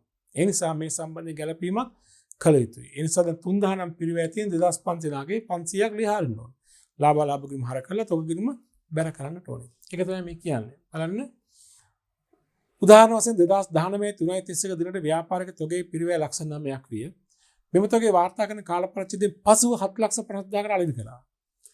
ඒ අනුව වාර්තා කරන කාලච්ඡේදයෙන් පසුව එම සිද්ධිය පාදක කරගෙන 2019 3.31 දිනට ව්‍යාපාරික තොගේ මූල්‍ය ප්‍රකාශයේ තොගේ අගය මූල්‍ය ප්‍රකාශයේ 7,50,000ක් දැක්විය යුතුයි. ඒ අනුව 9 ලක්ෂයක් වුණාට පිරිවැය තොගේ ගිණුම හර කරන 7,50,000යි ආදායම් ප්‍රකාශන හරියනවා 1,50,000ක් තොගේ ලියහැරීම වෙළඳගෙන බැර කරන ලක්ෂ 9ක්. ඒ ගිණුම් කාලච්ඡේදයෙන් පස්සේ තමයි අපි තොගේ සත්‍ය උපලබ්ධයගය අපි හඳුනාගත්තේ. නමුත් පසුව සිදුනත් එදාට අදාළයි කියලා සාක්ෂි තියෙන නිසා ගැලපීම් කළ යුතු සිද්ධියක් වශයෙන් මේක අපි හඳුනා ගන්න ප්‍රමිතංක 10ට අනුව. ප්‍රමිතංක 10 කියනකොට වාර්තා කර කාලච්ඡේදයේ පසු ඇති වන සිද්ධීන් වල ගැළපීම් කළ යුතු සිද්ධීන් තමයි අපි උදාහරණ වලින් පැහැදිලි කරමු යන්නේ. දැන් අපි උදාහරණ තුනක් කතා කළා. 4 ටිකක් දිගයි වාක්‍ය බලන්න මොකද්ද කියලා. වාර්තා කරන කාලච්ඡේදය පෙර එන වාර්තා කරන කාලච්ඡේදය තුළ සිදු කරන ලද වත්කම් මිලට ගැනීමක් හෝ විකිණීමක සත්‍ය වටිනාකම් තීරණය කරන ලද්දේ වාර්තා කරන කාලච්ඡේදයෙන් පසුව වුණත් මූල ප්‍රකාශ අනුමත කළ දිනයට පෙර එම වටිනාකම් නිශ්චිතව තීරණය කර ඇතනම් එම අගය අදාළ ගනුදෙනුවේ මූල ප්‍රකාශ ගනුදෙනුවට අදාළ වටිනාකම ලෙස මූල ප්‍රකාශ තුළ ගිණුම්ගත කළ යුතුය. ඒ කියන්නේ අපි මේ සලකා බලන ගිණුම් කාලච්ඡේදය තුළදී අපි වත්කම් මිලදී ගැනීමක් කරලා තිබෙනවා. නැත්නම් වත්කම් විකිණීමක් කරලා තියෙනවා. හැබැයි ඒවයි සත්‍ය වටිනාකම සත්‍ය ගැනුම් මිල අපිට දැනගන්න ලැබෙන්නේ ගිණුම් කාලච්ඡේදයෙන් පසුව. අපි සලකා බලන ගිණුම් කාලච්ඡේදයෙන් පසු හැබැයි මූල ප්‍රකාශ අනුමත කරන්න කලින්. උතර ගිණුම් කාලච්ඡේදයෙන් පසුව දැනගත්තා වුණත් ඒ ගනුදෙනු සිදුවුනේ අපේ සලකා බලන ගිණුම් වර්ෂය තුලද නිසා ඒ සත්‍ය වටිනාකම අදාළ මූල ප්‍රකාශ තුල වාර්තා කළ යුතු කියලා තමයි කියන්නේ. දැන් උදාහරණයක් වශයෙන් අපි යන්ත්‍රයක් ගන්නවා මාර්තු 31 ගිණුම් වර්ෂය ඉවර වෙන්නේ මාර්තු 25 යන්ත්‍රයක් මිලදී ගන්නවා. හැබැයි අපේ ඉන්වොයිස් එක ලැබෙන්නේ අප්‍රේල් මාසෙදී. උතර ඉන්වොයිස් එක ලැබෙනත් එක්ක අපිට හරි වටිනාකම දැනගන්න පුළුවන් කමක් ලැබුණේ නැහැ. හැබැයි අපි අත්තිකාරමක් කියම ගෙවලා වත්කම අත්පත් කරන් තියෙනවා. නමුත් නිශ්චිත වටිනාකම දැනගත්තේ ඊට පහු වෙලා. දැන් දැනගන්න මූල ප්‍රකාශ අනුමත කරන්න කලින්. ඒතර එතෙන්දී මූල ප්‍රකාශ අනුමත කරන්න කලින් වටිනාකම දැනගත්තු නිසා පසුව දැනගත්ත වුණත් එම ගිණුම් කාලච්ඡේදය අදාළ ගනුදෙනුවක් නිසා අදාළ බවට සාක්ෂි තිබෙන නිසා ඒත මූල තත්ත්වයේ බලපෑමක් ඇති කරන බවට සාක්ෂි තිබෙන නිසා ඒ සත්‍ය වටිනාකම පසුව දැනගත් වටිනාකම අදාළ ගිණුම් වර්ෂය තුල ගැලපීම් කළ යුතුයි. දැන් මේ බලන්න උදාහරණ වශයෙන් 2019 3.25 වන දින සමාගමක් රුපියල් 2 ලක්ෂයක අත්තිකාරම් මුදලක් ගෙවා යන්ත්‍රයක් මිලදී ගන්නවා. හරි 2020 19 මාර්තු 25 අත්තිකාරම් තමයි මුලින්ම කිව්ව ලක්ෂ 2ක්. කාලච්ඡේදයේ අවසානයේ මේ යන්ත්‍රය නියමාගේ කොපමණද යන්නේ සැපයීම් කරු සමාගමට දැනුම් දී නැහැ. කෙසේ වෙතත් මේ යන්ත්‍රය සඳහා 2019 4.10 වන දින ඉන්වොයිස් එක ලැබෙනවා. ඉන්වොයිස් මුළු වටිනාකම 9,50,000. තුර අපි 2019 3.25 තමයි ඇඩ්වාන්ස් එක දුන්නේ අත්තිකාරම් දුන්නේ. එහෙනම් මේ ගනුදෙනු අපි සලකන්නේ ගැළපීම් කළ යුතු සිද්ධියක් වශයෙන් යන වර්තකර මෙහිම යන්ත්‍රකින් හර කරන ලක්ෂ 9,50,000 නැහිමෙන් බැල කරන 4,50,000 ගෙව් අත්තිකාරම් ගෙව බැල කරන ලක්ෂ 2ක්. මේකත් අපි හඳුනගන්නේ ගැළපීම් කළ යුතු සිද්ධියක්. මොකද ගැළපීම් ශේෂපත්‍ර දිනට දැන් මූල තත් ගිණුම් කාලච්ඡේදයේ අවසාන දිනට බලපෑමක් ඇති කරන බවට පවතින තත්ත්වයට බලපෑමක් ඇති කරන බවට සාක්ෂි සපයන සිද්ධියක්සේ ගැළපීම් කළ යුතුයි. පැහැදිලිද? හොඳයි. මේ හතරවෙනි උදාහරණය. අපි බලමු තව උදාහරණයක් අංක 5. පෙරදී ප්‍රකාශ කරන ලද කරුණක් හෝ පවතින නීතියක් මත වාර්තා කරන කාලච්ඡේදයේ අවසාන දිනට ඇති වූ නෛතික බැඳීමක් හෝ සම්මුතික බැඳීමක් සඳහා වෙන් කිරීම. අපි ඉදිරියට කතා කරමු නෛතික බැඳීම හා සම්මුතික බැඳීම සම්බන්ධව. ඒතර අපි මීට පෙර ඇති කරගෙන තිබෙන නෛතික බැඳීමක් හෝ සම්මුතික බැඳීමක් හේතුවෙන් මූල්‍ය ප්‍රකාශන පිළිල කරන දිනට පසුව යම් සිදුවීමක් ඇති වුණා වුණත් ඒ සඳහා වෙන් කිරීමක් ඇති කළ යුතුයි කියලා මේ ප්‍රමිතිය කියනවා. ඒ සඳහා ගැළපීමක් ඇති කළ යුතුයි කියලා ප්‍රමිතිය කියනවා. දැන් අපි හිතන්න මෙහෙම. හිතන්න සමාගම පොරොන්දු වෙලා තියෙන සේවකයින් දිරිගැන්වීම සඳහා මේ වසරේ ලාභය ඉතින් ලක්ෂ 100 පෙන්නුවොත් අපි බෝනස් එකක් දෙනවා කියලා. ප්‍රසාද දීමනාවක් දෙනවා කියලා සේවකයින් දිරිගැන්වීමක් කළා ලක්ෂ 100 බැල ලාභය આવුත් දිරි දීමනාවක් දෙනවා කියලා. දැන් ගිණුම් වර්ෂයේ මාර්තු 31 ඉවර වුණා කියලා කියනවා. ඒතකොට ව්‍යාපාරේ කෙටුම්පත් කරලා ලාභය හරි මාසයක් වගේ ඇතුළත දැනගන්න පුළුවන්. කෙටුම්පත් කරලා ලාභය දැනගත්තාම පේනවා ලක්ෂ 150ක් විතර තියෙනවා කියලා. ඒතකොට අපි සේවකින්ට දුන්නා සම්මුතික බැඳීමක් ඇති කළා.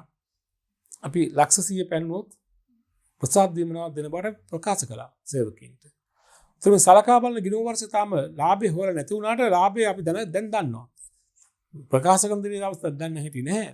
ගිණුම් වර්ෂයේ අවසන් වන දවස් ගන්න හැටිත් නැහැ. හැබැයි ගිණුම් වර්ෂයේ අවසන් වෙලා මූල්‍ය ප්‍රකාශ අනුමත කරන කලින් ගියොත් මේ අවුරුද්දේ ලාභය දැන් දන්නවා. ලාභය අපි දකිනවා අපි ඉලක්කයක් වශයෙන් දුන්න ඉලක්කම ඉක්මවා ගිහලා තියෙනවා කියලා. එහෙමනම් අපිට මේ සේවකීන්ට අනිවාර්යෙන් මේ ප්‍රසාද දීමනාව දෙන්න බැරුව නැත්නම් ලොකු ආරවුලක් ඇති වෙනවා. ලොකු උද්ඝෝෂණයක් ඇති වෙන්න පුළුවන්. අන්තිම විශ්වාසයේ කඩවීමක් ඇති වෙන්න පුළුවන් සේවකීන් සහ පාලක පක්ෂය අතර. ඒ නිසා අනිවාර්යෙන් මේක සේවකීන් ප්‍රසාද දීමනාව ගෙවන්න එපා. තාම ගෙවලා නැහැ නේ. එහෙනම් මේක අපේ සලකා බලන ගිණුම් වර්ෂයේ අදාළ සලකා බලන වසරේ ලාභයෙන් වෙන් කළ යුතු ප්‍රමාණයක් බවට අපිට සාක්ෂි තියෙනවා. අපි මේ අවුරුද්ද ලාභෙන්න දෙනවා කියලා කිව්වේ. ඒ ලාභ ඉලක්ක සීමාව පැනලා ගියා පැනනනම් ඉක්මවුවා නම් අපි යාට වන්දනයේ ප්‍රසාද දීමනාවක් දෙන්නට ඕනේ. ඒ නිසා ප්‍රමිතාංක 10 අනුව මේකත් අපි හඳුනාගත යුතු වාර්තා කරන කාලච්ඡේදයෙන් පසුව ඇතිවෙච්ච ගැළපුම් කළ යුතු සිද්ධියක්සේ හඳුනාගත යුතුයි. ඒ අනුව ප්‍රසාද දීමනාව සඳහා වෙන් කිරීමක් කළ යුතුයි.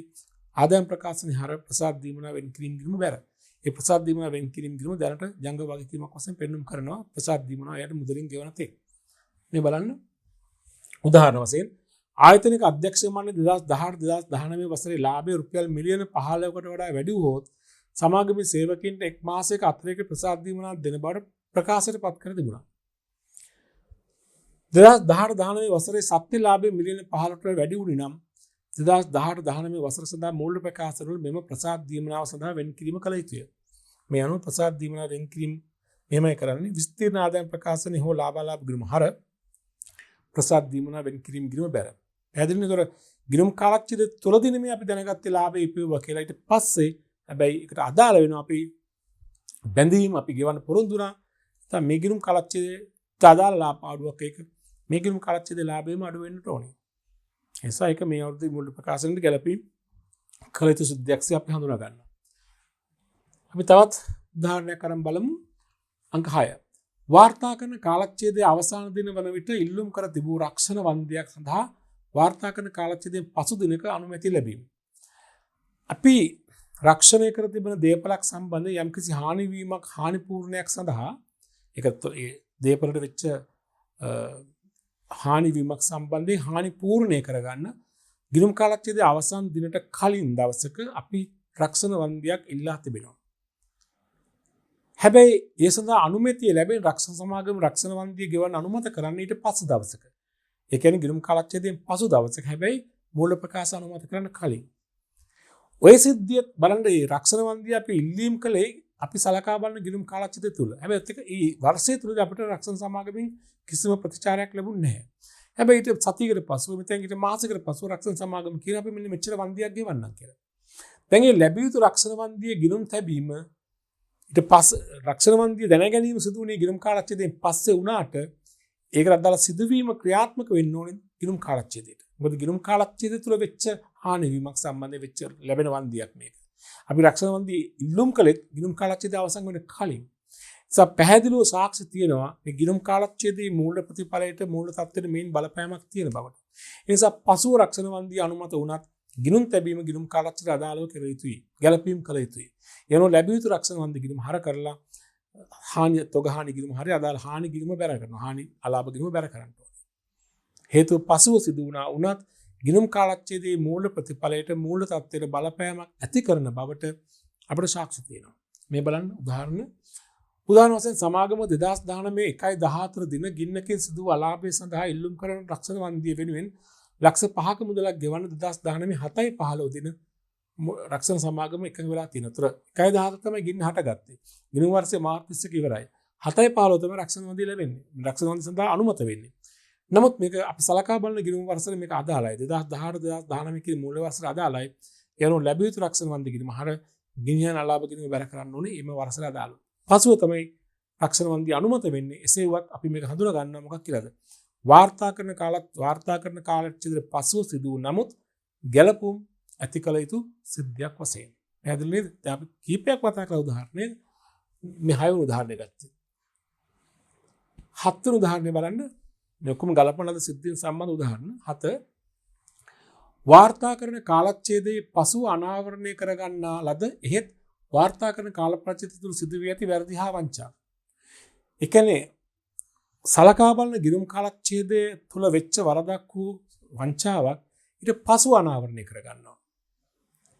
පසුව අනාවරණය වෙන්නේ හැබැයි වංචාව හෝ වරද වෙලා තියෙන කාලච්ඡේදය තුළ. එහෙමනම් අපි ඒක පසුව අනාවරණය කරගත්තා වුණත් මූල්‍ය ප්‍රකාශන අනුමත කරලා නැහැ තාම අනුමත කර කලින් නිසා අපි ඒ සම්බන්ධයෙන් ගැළපීමක් කළ යුතුයි කියලා මේ ප්‍රමිතිය කියනවා. හිමගිණුම් කාලච්ඡේද අදාළ වරදක් හෝ වංචාවක් ඊට පසුව අනාවරණය වෙනවා.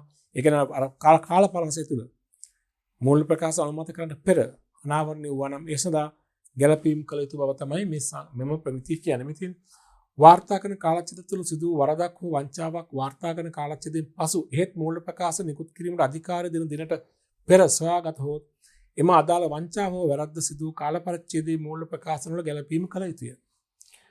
වර්ෂය තුළදී විශාල උදාහරණයක් මම දාන්න. වර්ෂය තුළදී විශාල අයබාර වියදමක් ප්‍රාර්ථන ගත කර ඇති බවට වාර්තාකරණය වෙනවා ගිණුම් කාලච්ඡේදයේ අවසානයේ විගණනයේදී.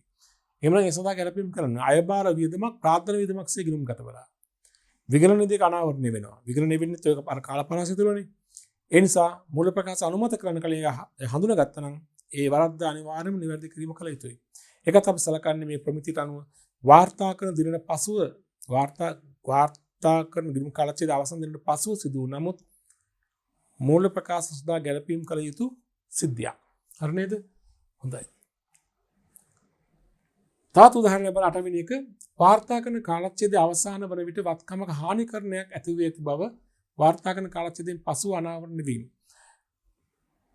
හානි කරන අලාභ ඔයගොල්ලන්ගේ විශේෂ නිර්දේශය තුළ බලාපොරොත්තු වෙන්නේ නැහැ. නමුත් මේකෙන් අදහස් කරන්නේ යම්කිසි දේපලක් සම්බන්ධයෙන් හානිකරණයක් සිදු වෙලා තිබෙනවා නම් කියන වත්කමේ දැන්ට පොත්වල පවතින ධාරණාගය නැවත අය කරගත හැකි අගයට වඩා වැඩි නම් කියන්නේ නැවත අය කරගත හැකි අගේ ධාරණාගයට වඩා අඩු නම් කොහොමද වත්කමක් සම්බන්ධයෙන් හානිකරණයක් වෙලා තිබෙනවා නම් ගිණුම් කාලච්ඡේදයෙන් පසුව හඳුනාගත් ගැනීම කරන්නේ ඒත් ඒ ගිණුම් කාලච්ඡේදයට අදාළ වත්කමක් සම්බන්ධ නිසා ඒ සඳහාත් අනිවාර්යයෙන්ම ගැළපීම් කළ යුතුයි කියලා මේ ප්‍රමිතිය කියනවා. ඒ කියන්නේ ගිණුම් කාලච්ඡේදයෙන් පසුව හඳුනාගත් හානිකරණයක් හානිකරන අලාභ සම්බන්ධව අනිවාර්යයෙන්ම ගැළපීම් කළ යුතුයි මෙම ප්‍රමිතියට අනුව. ඔය අපි සාකච්ඡා කළේ ළමයි බෙන්නුම් කළේ වාර්තා කරන කාලච්ඡේදයෙන් පසුව සිදු වූ නමුත් මේ කියන්නේ මූල ප්‍රකාශ අනුමත කරන පෙර දිනට පෙරට වෙච්ච නමුත් ඒව සඳහා ගැළපීම් මූල ප්‍රකාශ තුළ ගැළපීම් ඇති කළ යුතු සිද්ධීන් සම්බන්ධ උදාහරණ පෙළක් තමයි මේ සාකච්ඡා කළේ. හොඳයි අපි දැන් බලමු එහෙනම් අනෙක් වර්ගය. ඒ කියන්නේ වාර්තා කරන කාලච්ඡේදයෙන් පසුව සිදු වූ නමුත් ගැළපීම අවශ්‍ය නොවන සිද්ධීන් මොනවාද කියන එක. මෙතින් වාර්තා කරන කාලච්ඡේදයෙන් පසුව ඇතිවන තත්ත්වයක් නිරූපණය කර සිදුවීම් හෙවත් නොගැලපෙන සිද්ධීන්. මේකේ තේරුම තමයි අර වාර්තා කරන ගිණුම් කාලච්ඡේදයේ අවසන් දිනට පසුව ඒ වගේම මූල ප්‍රකාශන අනුමත කිරීමට පෙර කාලය තුල සිදුවන තවත් සිදුවීම් වර්ගයක්. මේ තියෙන විශේෂත්වය මේවට ගැළපීම අවශ්‍ය නැහැ. මේවා සම්බන්ධයෙන් කළ යුතු වන්නේ ප්‍රමාණාත්මක නම් පමණක් සටහනක් මගින් අනාවරණය කිරීම පමණයි. ප්‍රමාණාත්මක නොවන්නේ නම් ඒත් අවශ්‍ය නැහැ. ගැළපීම් කොහෙත්ම අවශ්‍ය නැහැ. සටහනක් පමණයි අවශ්‍ය වන්නේ හෙළිදරව් කිරීමක් විතරයි කළ යුතු වන්නේ. මේ බලන්න. මෙම සිදුවීම් සඳහා මූල ප්‍රකාශන තුළ ගැළපීම් සිදු නොකළ යුතුය. මෙවැනි සිදුවීම් ප්‍රමාණාත්මක නම් පමණක් ඒ සම්බන්ධයෙන් අනාවරණය කිරීම කළ යුතුය. මෙවැනි සිද්ධීන් සඳහා උදාහරණ කිහිපයක් පහත දැක්වේ. ඔන්න එක උදාහරණයක්. මේ බලන්න. වාර්තා කරන කාලච්ඡේදයෙන් පසුව ස්කන්ධ සාධන පත්‍ර හිමියන් සඳහා ලාභාංශ යෝජනා කිරීම හෝ ප්‍රකාශ කිරීමක් සිදු කළේ නම් එම යෝජිත ලාභාංශයේ වගකීමක් ලෙස මූල ප්‍රකාශ තුළ ගැළපීම් නොකළ යුතුය. දැන් අපි සලකා බලන ගිණුම් වර්ෂය 2020-21 බලන්න අපේ ගිණුම් වර්ෂය 2020-21 2020-21 වසර ඉවර වෙනවා අවසන් වෙනවා 2021 මාර්තු 31 2021 මැයි මාසයේ අධ්‍යක්ෂ මණ්ඩලයේ කොටස් හිමියන් සදා 10ක ලාභාංශයක් යෝජනා කරන ප්‍රකාශ කරනවා. දැන් මේ සිද්ධිය ගිණුම් වර්ෂයේ අවසන් වීමෙන් පසුව හටගත් සිද්ධියක්. ඒ වගේම මේ සඳහා මේ ලාභාංශ යෝජනාව මේ ලාභාංශ ප්‍රකාශ කිරීම අපිට ගිණුම්ගත කරන්න බෑ. කෙනෙකුට තර්ක කරන්න පුළුවන් මේක මේ ගත වූ වර්ෂයේ සම්බන්ධයෙන් අදාළ දෙයක් කියන එක. ඒ ගත වූ වසරේ ලාභයෙන් ලාභාංශ දෙන්නේ. නමුත් ළමයි ලාභාංශ සම්බන්ධයෙන් මෙන්න මෙහෙම නෛතික ස්වභාවයක් තියෙනවා. ලාභාංශ යෝජනා කළ පමණින් ඒ ලාභාංශ නීත්‍යානුකූල වන්නේ නැහැ. ඒ ලාභාංශ යෝජනාව මහසභා රැස්වීමේදී කරලා මහසභා රැස්වීමේදී කොටස් හිමියන් විසින් මේ ලාභාංශය අනුමත කළයින් පස්සේ තමයි ඒක නීත්‍යානුකූල වෙන්නේ. ඒ නිසා ලාභාංශ අනුමත කරන්න කලින් කොටස් හිමියන්ට මූල්‍ය ප්‍රකාශය යවන්නට ඕනේ. දැන් මූල්‍ය ප්‍රකාශය යැවිය යුතු අවශ්‍යතාවයක් තිබෙන නිසා මහසභා රැස්වීමට කලින් මූල්‍ය ප්‍රකාශන යැවීමේ අවශ්‍යතාවයක් තිබෙන නිසා කිසිසේත්ම අපේ සලකා බලන ගිණුම් වර්ෂයට මේ ලාභාංශ අපිට ඇතුළත් කරන්න පුළුවන් කමක් නැහැ. ඒ නිසා අපේ ලාභාංශ යෝජනාව දැන් ප්‍රකාශ කිරීමේ වගන්තිය සටහනක් මගින් පමණයි ඇතුළත් කරන්න පුළුවන්කම තියෙනවා. ඒක කොහෙත්ම මේ වසරේ මූල්‍ය ප්‍රකාශ වලට ආදායම් ප්‍රකාශනයට දැන් ගිණුම් වලට මේ ලාභාංශ යෝජනාව ගිණුම්ගත කරන්න බෑ. සමහරට ඔබ හිතාවි ඔබ සමහරට කියාවි දකීවි මීට පෙර අභ්‍යාස සමාගම් වල කරන ලද මූල්‍ය ප්‍රකාශන වලදී යෝජිත ලාභාංශ කියලා තියෙනවා. ගිණුම්ගත කරලා තියෙනවා. ඒ ලාභාලාභ විසර්ජන කොටස හර කරලා මෙතන ලාභයෙන් රැඳවාගත් ලාභයෙන් අඩු කරලා මේ යෝජිත ලාභාංශ ගිණුමක් බැර කරලා තියෙනවා. ඒක ඇත්ත. ඒ තමයි පෙර වසරේ කලින් වසරේ ලාභාංශ යෝජනාව තමයි මේ අවුරුදු ක්‍රියාත්මක කරලා තියෙන්නේ. මේ වසර ලාභාංශ යෝජනාව සටහනක් මගින් පෙන්වු කිරීම පමණයි කරන්න පුළුවන් වෙන්නේ. අපිට මේ අවුරුදු යෝජිත ලාභාංශ සම්බන්ධව ගිණුම් තැබීම කරන්න බෑ. අභ්‍යාසක තිබුණා නම් ඒ යෝජිත ලාභාංශේ පෙර වසරේ ලාභාංශ තමයි මේ අවුරුද්දේ ගිණුම් වලට ඇවිල්ලා තියෙන්නේ. බලන්න උදාහරණයක් වශයෙන් තවදුරටත් කියන්නම්. මේ උදාහරණයට දාන තව සරහන. දැන් මෙතන ගිණුම් කාලච්ඡේද 2018 4 එකෙන් පටන් ගන්න 2019 3 ඉවර වෙනවා. ඒතකොට මෙන්න ලාභාංශ 15 ලාභාංශ යෝජනා කරනවා 2019 5 11. 2019 8යි 10 තමයි මූල්‍ය ප්‍රකාශ අනුමත කරන්නේ. මේ දින දෙක අතර කාලය තුල ලාභාංශ යෝජනා කරනවා. මේ උදාහරණට 2019 3යි 31 දාන අවසන් වසර සඳහා මූල්‍ය ප්‍රකාශයන්හි 2019 5යි 11 දින ප්‍රකාශයට පත් කළ ලාභාංශ ගැළපීම් නොකළ යුතුය. එම යෝජිත ලාභාංශ ආකාරයෙන් සටහනක් ලෙස පමණක් ඉදිරිපත් කිරීම කළ යුතුය. හරි නේද? මෙතන ගිණුම් සටහන සමාගම 2018 19 වර්ෂ තුලදී උපයන ලාභයෙන් 15ක ලාභාංශයක් අවසන් ලාභාංශයක් සාමාන්‍ය කොටස් සඳහා ප්‍රකාශ කර ඇති අතර සංචෝදිත ගිණුම් ප්‍රමිතාංක 10ට අනුව මේ යෝජිත ලාභාංශ සඳහා මූල්‍ය ප්‍රකාශන වල ගැළපීම් කර නැත. මම මේ සටහන දක්වන ආකාරය පෙන්වන්නේ. යෝජිත ලාභාංශ සම්බන්ධව ශ්‍රී ලංකා ගිණුම් කරන ප්‍රමිතාංක 10 දැක්වෙන පරිදි කිසියම් ගිණුම් වර්ෂයක් සඳහා සාමාන්‍ය කොටස් හිමියන්ට යෝජනා කරන ලාභාංශ සඳහා මූල්‍ය ප්‍රකාශන වල ගැළපීමක් කර නොලැබේ. මෙම යෝජිත ලාභාංශ වාර්තා කරන කාල පරිච්ඡේදයේ අවසාන දිනට පෙර යෝජනා කළත් වාර්තා කරන කාලච්ඡේදයෙන් පසුව යෝජනා කළත් එම වසර සඳහා මූල්‍ය ප්‍රකාශන තුල සාමාන්‍ය කොටස් හිමියන්ගේ යෝජනා කරන ලාභාංශය ගැළපීම් කළ නොහැකිය. එයට හේතු වන්නේ සමාගම පනතට අනුව සාමාන්‍ය කොටස් හිමියන්ට ලාභාංශ ගෙවීමට අනුමැතිය ලැබෙන්නේ වාර්ෂික මහසභා රැස්වීමේදී ඒ කොටස් කරුවන්ගෙන් සම්මත වූවයින් පසුව. පැහැදිලි කළේ. එලෙස ලාභාංශ ගෙවීම මහසභා රැස්වීමේදී අනුමත කළ පසු එය මූල්‍ය ප්‍රකාශන වල බැරකමක්සේ හඳුනා ගන්න පුළුවන්. අනුමත කරන තෙක් බෑ. මෙම තත්ත්වය අනුව මූල්‍ය ප්‍රකාශන වල සාමාන්‍ය කොටස් සඳහා යෝජිත ලාභාංශ පෙන්වීම කෙරෙන්නේ නම් එය අනිවාර්යයෙන්ම පෙර වර්ෂ සඳහා මෙම වර්ෂය තුලදී කොටස් කරුවන් අනුමත කළ ලාභාංශ.